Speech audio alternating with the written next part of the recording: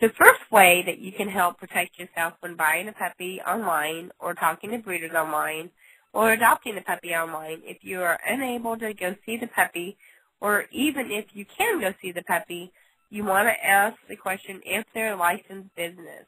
If the breeder that you're dealing with is a licensed business, then you can move forward with hopefully the adoption process. If they're not, the best thing to do is tell them thank you for their time and move on to the next breeder. Whether that breeder is having 1 litter a year or 10 litters a year, they are running a business. Most states do have business laws, and they do need to be state licensed as a business. They have to pay their sales tax if you come pick up that puppy that you're adopting from them. Another thing that you can do is see if their state requires them to be state licensed. Here in the state of Missouri, each breeder, if you have more than 3 females, has to be state licensed. So, they come out and they do their inspections. A lot of breeders are doing mixed breed dogs so they don't have to deal with inspections by the AKC, or they just sell through the internet so they don't have to be state inspected if they live in a state that requires them to be. And what you can do is if you do buy a dog, or if you find a dog that you would like to have, find out if that state requires them to be state licensed as a breeder. And then just, call them up and ask them if they're licensed, and if not, report them. Make sure that the breeder is doing their things legally. Breeding is a big business, and a lot of people get scammed out of their money, and they get a lot of heartache because the breeders do not breed correctly. The breeders do not care about the dog. They're just looking for a quick buck. And one of the ways that you can help protect the breeding dogs and the puppies is to make sure that they're doing things right the legal way. So the first question that you should ask is if they're a licensed business, and then if they're state inspected. And then you can call the state and find out if they have state guidelines. And if not, report them. And then move on to the next breeder. If they are state licensed and inspected, if they required, or if they just have a state business license, then you can go ahead and move forward with, getting to know the breeder and seeing what they have available and if it would be a good match for you. Hi, this is Cindy Miller from Fuzzy Wuzzy Pups. I would like to take a few moments today and talk about how to find a good breeder. I will go over a list of questions you should ask the breeders when you're screening them. Take your time when screening breeders. Don't be in a rush, and take lots of notes. Once you have screened the breeders, then go back through them and choose the puppy that you want that they may have available. Remember, you're making a commitment not only to your puppy, but also your breeder. You need to become very friendly with your breeder. You need to find somebody that you can trust and that will be there for you even after the adoption of the puppy. Question 1. How long has the breeder been breeding? You want to choose a breeder that's been breeding a minimum of 5 years. If not the particular breed, but at least has been breeding and has some experience under their belt. Question 2. How long have you been dealing with this particular breed? When looking at that part, you want to make sure they've been breeding that breed for a minimum of 3 years. There are lots of health issues that might come up later on in life, and they're not going to show up as a puppy.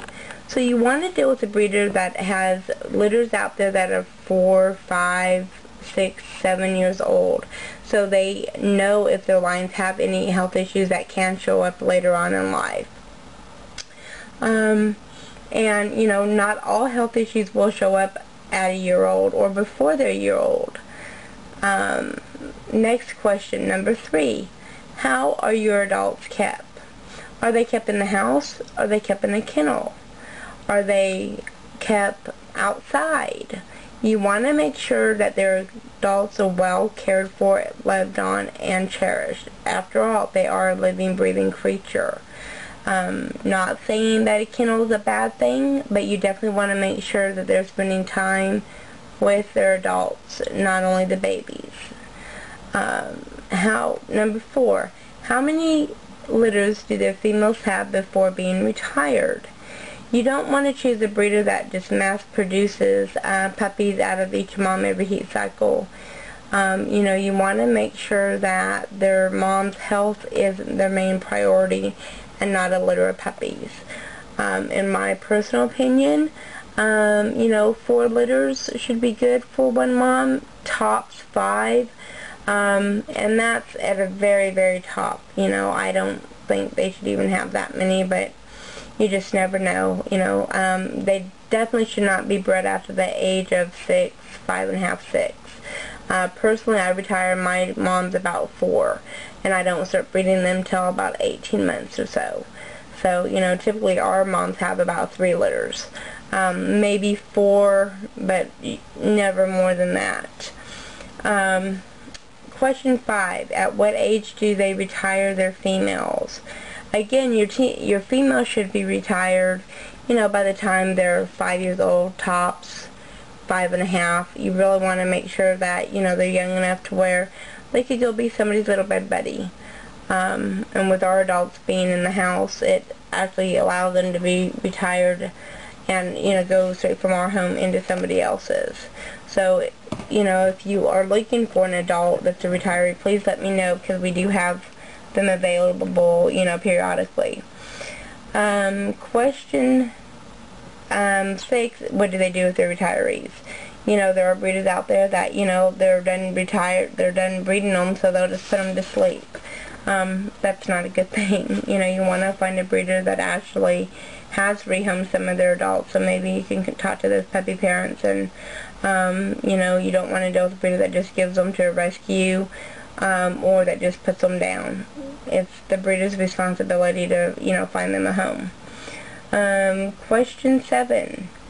If you're dealing with purebreds, or even second generations in mixed breeds, does the breeder line breed or inbreed? Line breeding is where you would breed, say, grandfather to granddaughter, or grandmother to grandson, or an aunt to a niece or to a nephew. Line breeding, that's line breeding. Inbreeding is where you'd breed father to daughter, mother to son, brother to sister. We don't believe in any of those here, but you need to make sure that the breeder that you're dealing with, if they do, and if they do that, you want to ask them why. I personally don't recommend that. Number 8. What kind of congenital defects can be present in this breed? For the zuchon, shichon, teddy bear, fuzzy wuzzy, ragdolls, whatever you want to call this breed, they can have anything that's in the parent breed. Shih Tzus are known for the retina dysplasia. That is where the retina detached from the eyes. Bichons are known for tumors. So they can have either the retina dysplasia or the tumors, or both. So that is something that you do need to be aware of in this breed. A lot of breeders will say, oh, it's a mixed breed, they're healthier. No, not true at all. They can have any issues that's in the parent breeds. We actually had a puppy develop a tumor on her ear a couple years ago, and it was not cancerous, and they had it taken off, but that is when we added tumors to our health warranty.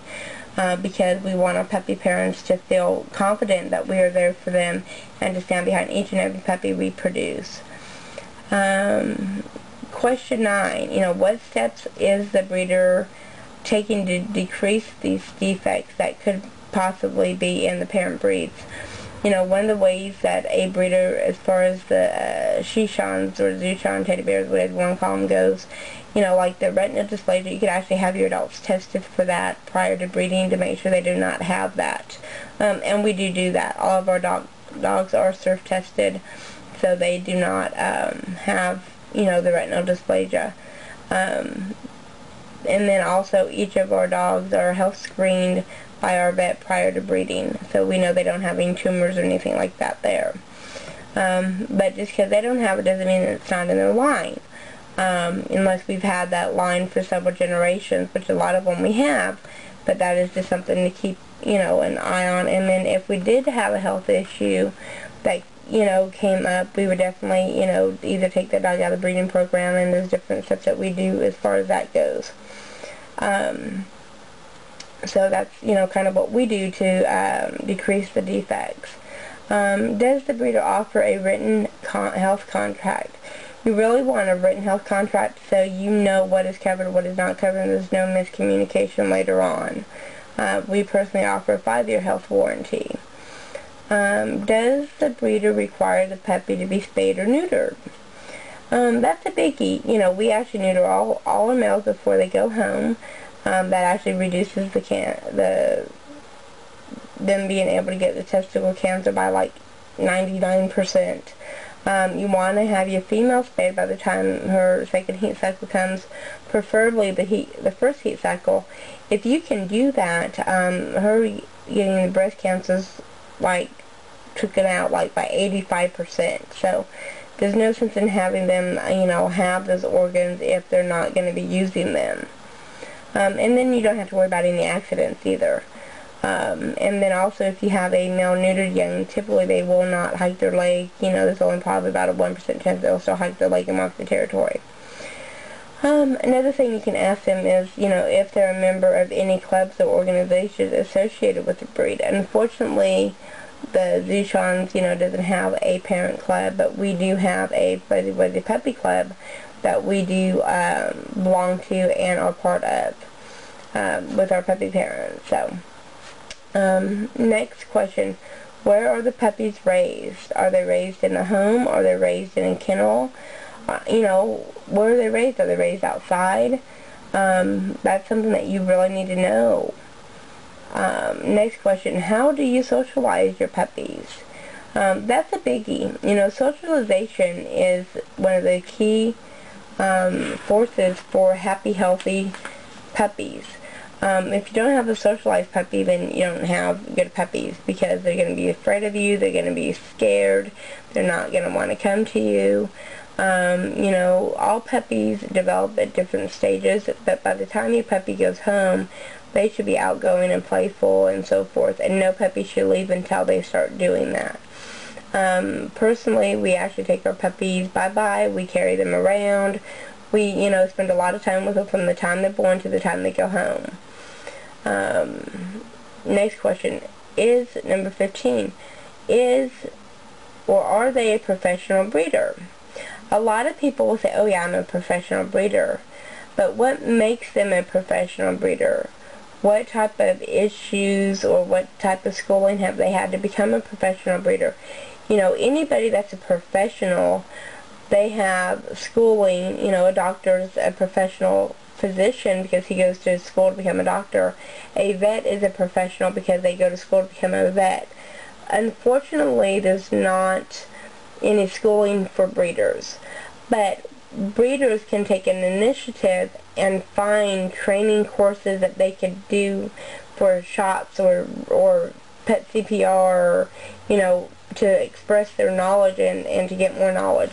For instance, we actually, the state of Missouri, which I'm grateful that I live in, actually offers a University of Missouri Extension program for continuing education for the canine care workshop. So this is something that I attend every year. That way, I get to talk to different vets, and I get to talk to different people. I get to talk to other breeders, and in a schooling environment. So that's one of the reasons why we consider ourselves a professional breeder, because we don't just stop with one little thing of breeding. There's a whole network of things that we do that makes us a professional. We've been to this since 2006, 2005.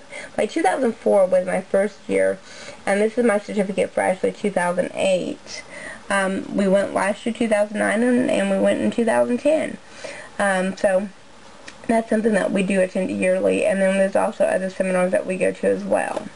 So that's what makes us a professional breeder. And also, a professional breeder will stand behind what they produce. So there you go. What are the breeder's goals in breeding? Everybody should have a goal. Everybody should have something that they're looking for or toward. and we can kind of discuss that with you in person if you want to know what our goals in breeding are. Number 17, how do I promote socialization of the puppies? You know, there's several different ways that we can promote the socialization of puppies. You know, the common ways are to carry the puppies around, hold them, play with them, and just spend a lot of time with them. But there's other things that we do as well, so you can, you know, go ahead and feel free to talk to me about that in person or over the phone. And then the next question is, do they test the puppies' temperaments? Do they test the temperaments? Do they know how the puppies are and so forth? Again, that's something that we can talk to you over the phone or in person about. Next question, at what age can I pick up my puppy or visit to see my puppy? That's a big one. Personally, you know, we do welcome everybody to our home to pick up your baby when they're about 10 weeks old. Can you come visit the puppies? Yes, once they've had a minimum of 2 sets of shots. So you're looking at about 8.5 weeks, depending on the puppy. Any breeder that will let you come to their home or their facility to see a puppy but prior to their 2 sets of shots is not thinking of their puppies. There are too many dangerous health issues that you can go. If you're going from place to place, you can track parvo, you can track giardia. There are just way too many diseases out there that our puppies can get if we allow people to come in before they are 8.5 weeks old. In our professional opinion, any breeder that will allow you to come view their puppies before they're 8.5 weeks old is not thinking of their puppies. They're just thinking of their pocketbook and the money they can make. What a lot of puppy parents do not know is when you give a puppy a shot at, say, 7 weeks or 6.5 weeks, that shot does not actually go into effect for 7 to 10 days later. So they are not protected, and they need to have at least 2 sets of shots prior to somebody coming and viewing them and seeing them. So that's one of the reasons why we do videos. Another thing to look at is that breeders that just do videos but not actual pictures of their puppies. There's a reason why they don't want you to see the puppies just face first. You know, maybe they have a lot of eye white, maybe they look sad, you know, I don't know. But you really want to deal with a breeder that does videos and photos. There's, you know, a great to see a puppy's personality, but you actually got to see the puppy too. A lot of breeders will do just the videos and do the little switcheroo where they'll send you the wrong puppy when you try to adopt one of them. They'll actually send you another one. So that's why you should really make sure that you see photos and that your puppy is microchipped and you get the microchip number prior to the puppy coming home. Another thing, what health screening has been done on the puppy and what shots and warmings have been done? That's something you need to talk to your breeder about. Like I said, our puppies generally have at least 4 sets of shots before they go home. Each of our puppies are, you know, health screened by our vet, and then we do require you to take them to the vet when they get home, and then we have a sheet that you actually have your vet fill out and send back to us, so you know you got a healthy puppy, not only from our vet, but also from your vet. Even if you're buying a puppy locally, make sure they take that puppy to the vet and they get a health certificate. That health certificate's going to say if that puppy has anything wrong with it. And if you're buying locally, go to the vet with the breeder so you can ask the vet any questions that you may have. And even if you want to go to their breeder and have them go with you to a different, or go to their vet and then have you go to a different vet that does not even know them, that's a really great idea also. Last but not least, do they have any references that you can contact over a period of years? Again, a lot of health issues will not show up till later on. So you want to talk to some references from 2-3 years ago, not just, 6 months ago or last week. You want to know how the puppies turn out when they're adults. That being said, We welcome you to visit fuzzywuzzypups.com to see the puppies we have available. We love to talk about our babies. We also welcome you to call us. And feel free to email me, give me a call. Take your time, do your research, and just know that you're making a lifetime commitment, and find a breeder that you can trust. That is the main thing. Get a good health warranty in writing. See photos and videos of your puppy that you're going to be buying or adopting, and also, go see the puppies if you can. Don't deal with any breeder that will let you into their home or kennel or their facility prior to the puppy being 8.5 weeks. When you're dealing with toy breeds, they should not even go home till at least 10 weeks. Minimum 10 weeks. Don't go see them before 8.5. If they will let you see them before 8.5, do not buy from that breeder. All they're thinking about is your money. They're not thinking of that puppy at all. So, or their adults or anybody else. So that being said, I wish you the best of luck, and please let me know if you have any questions. Thank you, God bless, and make sure you visit fuzzywuzzypups.com for the most adorable Fuzzy Wuzzy babies you will ever see. Thanks. Bye-bye.